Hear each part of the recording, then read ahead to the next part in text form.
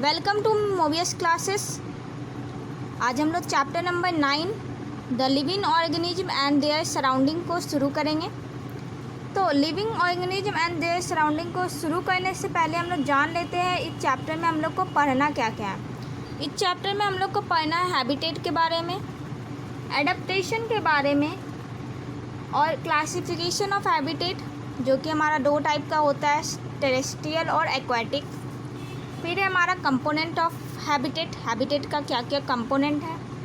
फिर हम लोग को लास्ट पढ़ना होगा कैरेक्टरिस्टिक ऑफ लिविंग ऑर्गेनिज्म, मतलब एक लिविंग ऑर्गेनिज्म के क्या क्या कैरेक्टरिस्टिक है, प्रॉपर्टीज क्या क्या है, ये हम लोग इस चैप्टर में पढ़ेंगे। तो शुरू करते हैं हम लोग हैबिटेट से।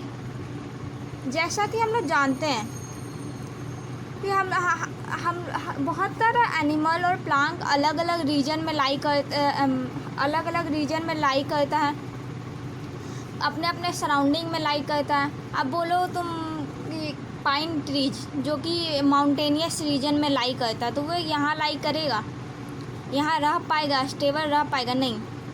तो हैबिटेट जो होता है हमारा surrounding where plant and animal live, जहाँ पर एनिमल और प्लांट रहते हैं उसी को बोलते हैं हम लोग हैबिटेट।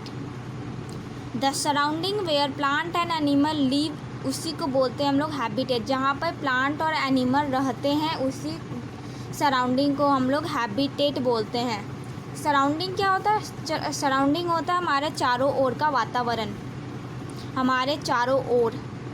सराउंडिंग मतलब होता है हमारे चारों ओर का वातावरण को ही हम लोग सराउंडिंग बोलते हैं। इन्वायरमेंट क्या होता है? इन्वायरमेंट इन्वायरमेंट भी होता है हमारा जहाँ जो कि हम लोग अपने चारों तरफ देखते हैं, जो भी महसूस करते हैं वह हमारा इन्वायरमेंट होता है। सराउंडिंग हमारा चारों तरफ, मतलब जो प्लांट हमारे सराउंडिंग में रहते हैं उसी को बोलते हैं हम लोग हैबिटेट। जो एनिमल और प्लांट हमारे सराउंडिंग्स में रहते हैं उसी को बोलते हैं हैबिटेट। हैबिटेट जो होता है हम लोग को प्रोवाइड करता है फूड, शेल्टर और हमारा ज़रूरत के हिसाब से जो भी हम लोग को सर्वाइव करने के लिए जो भी ज़रूरत होता है हम लोग को हैबिटेट वे सराउंडिंग प्रोवाइड करता है। आज हम लोग इस शहर में रह रहे हैं तो हम लोग को यहाँ पर सारा सुविधा है, तब तो हम लोग रह रहे हैं। हम लोग अर्थ पर रहते हैं तो अर्थ पर हमारा सारा ज़रूरी चीज़ हम लोग को मिल रहा है, तब तो हम यहाँ पर सर्वाइव कर पा रहे हैं। हम लोग को फूड मिल रहा है, रहने के लिए जगह मिल रहा है। अगर हम लोग बिहार शरीफ में रहते हैं तो बिहार शरीफ में हम लोग तो वहाँ का फूड हम लोग को मिलता है, वहाँ रहने के लिए हमारे पास जगह है, इसलिए तो हमारा सारा नीड हमारा फुलफ़िल हो रहा है, तभी तो हम इस जगह पर रह रहे हैं। तो ये जो हमारा हुआ ये हैबिटेट हुआ हमारा। तो जो surrounding way plant and animal वह चारों मतलब वह वातावरण जहाँ पर एनिमल और प्लांट रहते हैं उसी को बोलते हैं हम लोग हैबिटेट। फिर आते हैं हम लोग एडेप्टेशन। एडेप्टेशन क्या होता है हमारा?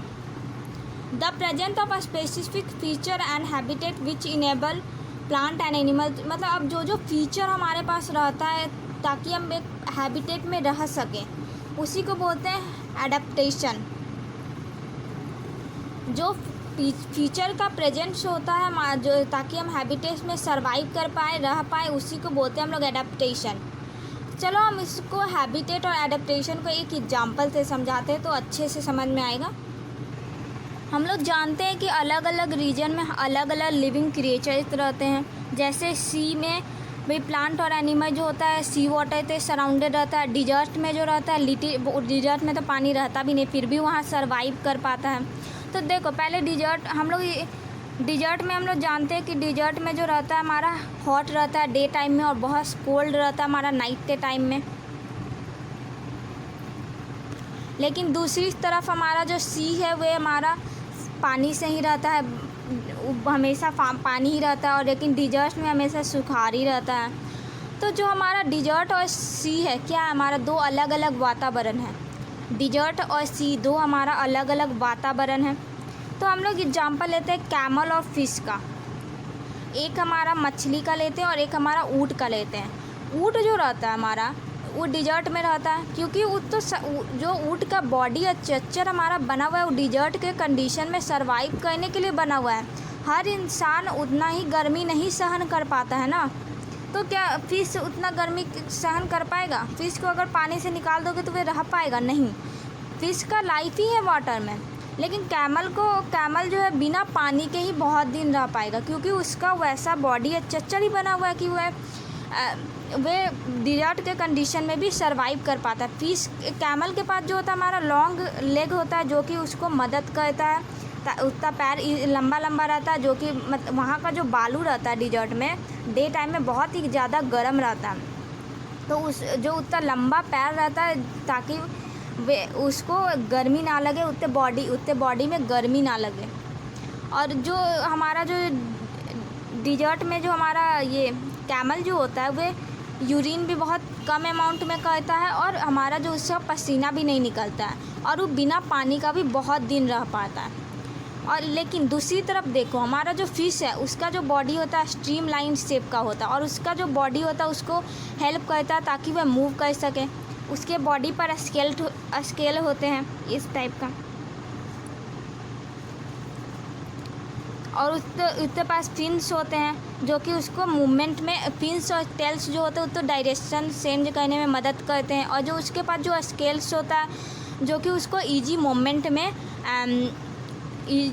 में हेल्प करता है। तो एक तरफ हम लोग देखें कैमल का और एक तरफ हम लोग देखें फ़िश का, हम लोग दोनों तरफ देखें तो देखें जो हम लोग फ़िश का जो फीचर है वो हम तो पानी में रहने के लिए है, और जो कैमल का है वो सर्वाइव करता है डिजर्ट में। मतलब जो फ़िश का फीचर है वो अलग है, कैमल का फीचर हमारा अलग है।